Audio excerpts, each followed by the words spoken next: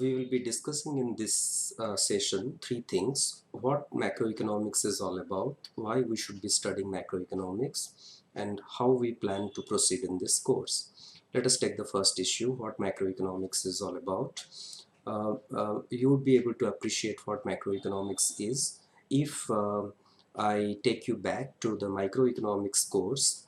And if you recall, what you did in microeconomics is to study the behavior of a utility maximizing consumer or a profit maximizing producer. You would have studied the market power under alternate market structures like perfect competition, monopolistic competition. Now, the short point is that in microeconomics you studied the behavior of the individual economic entity. Now, as opposed to studying individual economic entities, in macroeconomics, we will be dealing with economic aggregates. Now, what economic aggregates are? Economic aggregates are abstractions used to describe some features, some salient features of the economy. Now, to appreciate this way of defining economic aggregates, let me take some examples. Let us consider the oft-used macroeconomic indicators like GDP, inflation, interest rate, exchange rate. Let us start with GDP. Now, in microeconomics, we studied the factors influencing maybe the income of an individual. But in macroeconomics, we will be studying how the total income of everybody in the economy can be increased.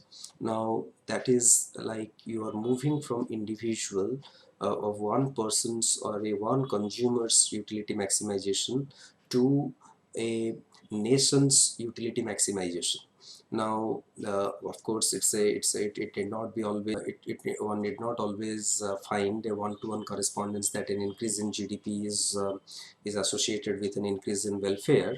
But taking that limited view for the time being, now what we are saying is in microeconomics we studied the spending pattern of a individual, but in macroeconomics we will be studying the spending pattern of all individuals, and not only all individuals but also of firms, of governments, of say foreigners spending on our goods, and of course our spending on foreigners goods. Now, taking all together, we get the GDP. Now, if somebody says that I want to see a firm's output, you can very well go to the firm's plant or to its warehouse where you can see the produced good.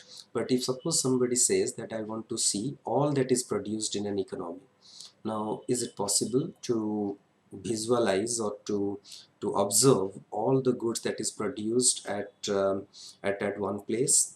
It is simply not possible. Similarly is the scenario uh, with regard to the inflation measurement, or the way inflation is conceptualized. What inflation is measuring? It is measuring how the average price level is changing over a period of time.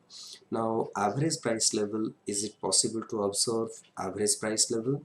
Of course it is not. Now, similarly is the case with exchange rate. Now, exchange rate is decided by the demand for and supply of one currency vis-a-vis the other. Now, what happens, different traders are giving quotes, and the computer is processing all those different quotes to give you a final outcome where the demand for and supply of currency match, and that gives us the exchange rate. Now, is it possible to observe the exchange rate? We can't see the exchange rate, but we get to know that this is the exchange rate. Now, in that sense, these are abstract notions because we cannot see them for we cannot observe them, but nonetheless they have implication for us, because take the example of inflation. Now when inflation is rising, it is linked, the dearness allowance of government employees are linked to a particular measure of inflation.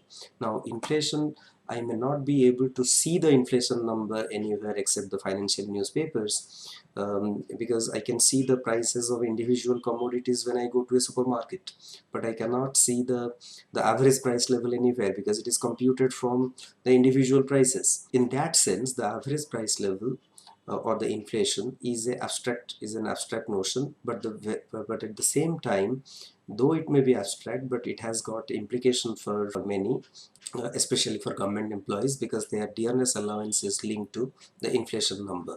Similarly, the exchange rate, what happens to the exchange rate can also have implications for foreign direct investments or FII investments coming into the economy. So we may not be able to see them, but these numbers which are generated from a host of interactions and apply using certain methodologies to, because GDP, we use a host of methodologies to estimate, so we cannot see the GDP at one place, but nonetheless the GDP number has got significant implication for all of us. So what part of macroeconomics essentially boils down to studying economic aggregates, and economic aggregates are abstractions which are used to describe some salient features of the economy. Next, we would be discussing the why part of it, why we should be studying macroeconomics, and also we will be discussing some fundamentals related to understanding of the macroeconomy. Broadly, we would talk about two things: the distinction between endogenous and exogenous variables, and also the distinction between stock and flow. Please be very clear about these fundamentals, because we will be using them on and off throughout this course.